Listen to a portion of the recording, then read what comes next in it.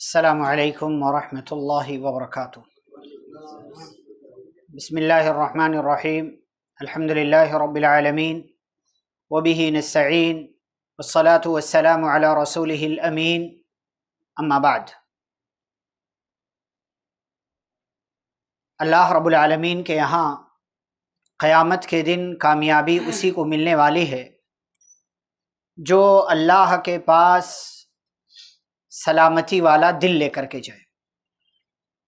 اس لیے کہ دنیا کے اندر اگر دل بگڑ جاتا ہے تو سارے اعضاء بگاڑ کا شکار ہو جاتے ہیں، اور اگر دل کا معاملہ درست ہے تو سارے معاملات بندے کے درست رہتے ہیں۔ امام حسن بصری رحمہ اللہ دلوں کے بگاڑ کے 6 اسباب بیان کرتے ہیں۔ کہتے ہیں دل انسان کا بگڑتا ہے تو اس کے پیچھے کئی وجوہات ہو سکتی ہیں، لیکن 6 بنیادی وجوہات ہیں، اسباب ہیں جن کی وجہ سے انسان کا دل بگڑ جاتا ہے، خراب ہو جاتا ہے۔ پہلی وجہ کہتے ہیں لوگ توبہ کی امید پر گناہ کرتے ہیں۔ گناہ کرتے ہیں کیوں؟ اللہ بڑا غفور الرحیم ہے، بخش دے گا، ابھی وقت ہے، توبہ کر لوں گا، معافی مانگ لوں گا، اللہ کو راضی کر لوں گا۔ ایک دن آتا ہے مر جاتے ہیں، اور اللہ نے ذکر کیا کہ ایسے لوگ جب ان کی وفات کا وقت قریب آتا ہے تو اللہ سے کہتے ہیں اللہ واپس کر دے، کیوں؟ لعلی اعمل صالحا فیما ترکت، بہت سا اچھا کام کرنا ابھی رہ گیا ہے۔ تو توبہ کی امید پر گناہ کرنا یہ انسان کے دل کو بگاڑ دیتا ہے، پھر بندہ گناہ بھی کر لیتا ہے اور اسے توبہ کی توفیق بھی نہیں ملتی۔ تو یہ پہلی چیز ہے، توبہ کی امید پر کبھی گناہ نہیں کرنا چاہیے۔ ٹھیک ہے انسان ہے، گناہ ہو سکتے ہیں، کبھی انسان جان بوجھ کر کے بھی گناہ کر لیتا ہے، کوئی مسئلہ نہیں، ٹھیک ہے، انسانی فطرت ہے، لیکن توبہ کی امید پر گناہ کرنا کہ توبہ کر لوں گا، اللہ بخش دے گا، معاف کر دے گا، یہ جرم ہے، اور اس جرم کی سزا کیا ملتی ہے؟ دل بگاڑ کا شکار ہو جاتا ہے، خراب ہو جاتا ہے دل۔ تو یہ پہلی وجہ۔ دوسری وجہ کہتے ہیں وَيَتَعَلَّمُونَ الْعِلْمَ وَلَا يَعْمَلُونَ بِهِ۔ آج دنیا میں علم کا بھنڈار ہے، خزانہ ہے، علم کا لٹایا جا رہا ہے، علماء کی بڑی تعداد ہے، ویڈیوز ہیں، دروس ہیں، آڈیوز ہیں، آن لائن کلاسز ہیں، لیکچرز ہیں، خطبات ہیں، پروگرامز ہیں، اجلاس ہیں، کانفرنسیں، کیا کیا نہیں ہے۔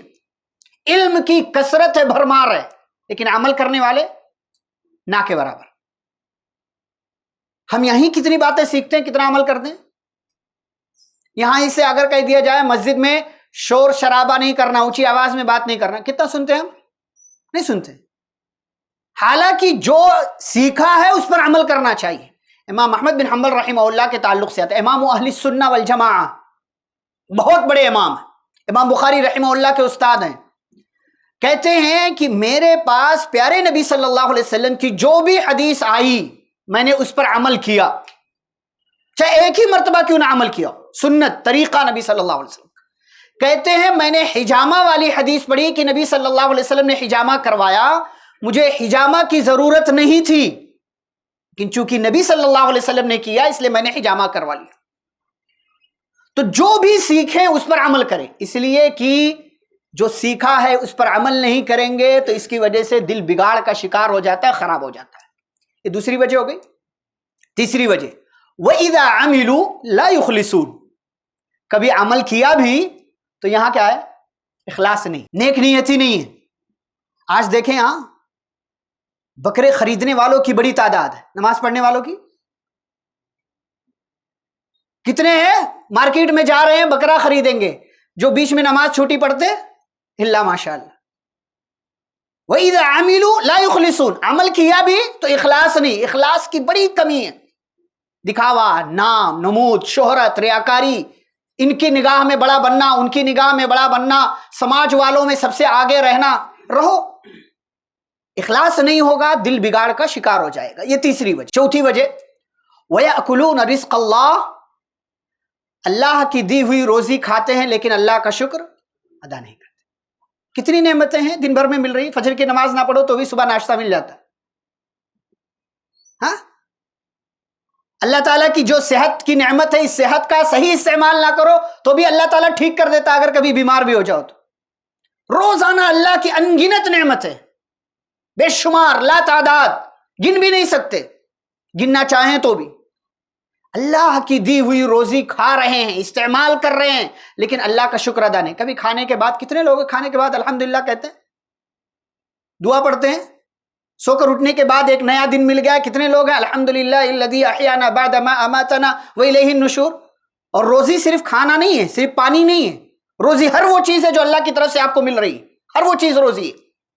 تو شکر، جو چیزیں ہمارے ہاں آج بہت کم ہیں ان میں ایک شکر بھی ہے۔ تو اللہ کی روزی کھاتے ہیں، شکر ادا نہیں کرتے، نتیجہ کیا ہے؟ دل بگاڑ کا شکار ہو جاتا۔ پانچویں وجہ کیا ہے؟ کہتے ولا یرضون بقسمت اللہ، اللہ کی تقسیم پر راضی نہیں ہے۔ اللہ نے جو دے دیا اس پر راضی نہیں، اور چاہیے اور چاہیے، اسی لیے حرام طریقے اختیار کر رہے ہیں، ناجائز طریقے اختیار کر رہے ہیں، ان کا مار رہے ہیں، ان کا مار رہے ہیں، ایک نمبر مال دو نمبر کہہ کر کے بیچ دے رہے ہیں، چھپا رہے ہیں عیب کو، عیوب کو، تجارت میں، یہاں وہاں، ساری چیزیں۔ زندگی میں کبھی حالات خراب ہو گئے تو اللہ سے شکوہ شکایتیں، اللہ تو نے یہ نہیں دیا، تو نے وہ نہیں دیا، تو نے ایسا کیا، تو نے فلاں کو دیا، تو نے ایسا، بہت ساری چیزیں۔ تو اللہ نے جو تقسیم کیا ہے، جو دیا ہے، اس پر راضی نہیں ہے۔ اللہ تبارک و تعالیٰ تقسیم کرنے والا ہے، وہی دیتا ہے، وہ نہ دے تو کوئی نہیں دے سکتا، تو جو وہ دے دے اس پر راضی رہو۔ وَارْضَ بِمَا قَسَمَ اللَّهُ لَكَ تَكُنْ أَغْنَى النَّاسِ، جو اللہ نے مقدر میں لکھ دیا، راضی رہو، کائنات کے سب سے مالدار انسان بن جاؤ، پھر کسی کی ضرورت نہیں پڑے گی۔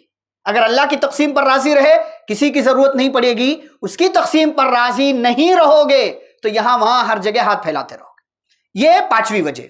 چھٹی اور آخری وجہ کہتے ہیں وَيَدْفُنُونَ مَوْتَاهُمْ، اپنے ہی ہاتھوں سے اپنی کتنے بھائیوں کو، کتنے مسلمانوں کو قبر میں دفن کرتے ہیں، وَلَا يَعْتَبِرُونَ، لیکن عبرت نہیں حاصل کرتے۔ یہ خیال ہی نہیں آتا کہ ہمیں بھی مرنا ہے، موت کا تصور ہی نہیں۔ کتنوں کو قبر کے حوالے کیا، جو ہے قبرستان میں لے کر کے گئے، اپنے ہاتھوں سے جو ہے انہیں اٹھایا، کندھا دیا، جنازہ پڑھا، مٹی دیا، مٹی برابر کیا، دعا پڑھے، دعا پڑھ کر کے آئے، بعد میں ان کی کمی محسوس کی۔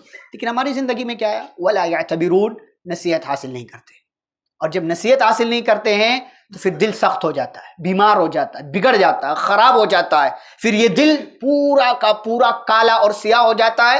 کَلَّا بَلْ رَانَ عَلَىٰ قُلُوبِهِمْ مَا كَانُوا يَكْسِبُونَ، انسان کے گناہوں کی وجہ سے اس کا دل سیاہ ہو جاتا ہے، بیکار ہو جاتا ہے، عیبدار ہو جاتا ہے۔ ختم اللہ علی قلوبہم، اللہ دلوں پر مہر لگا دیتا ہے، پھر وہ دل اچھی باتیں قبول نہیں کرتا۔ تو دل کو بگاڑ سے، خرابی سے بچانا ہے تو یہ 6 اسباب جو امام حسن بصری رحمہ اللہ نے بیان کیے ہیں، ان سب سے ہمیں اپنے آپ کو بچانا چاہیے۔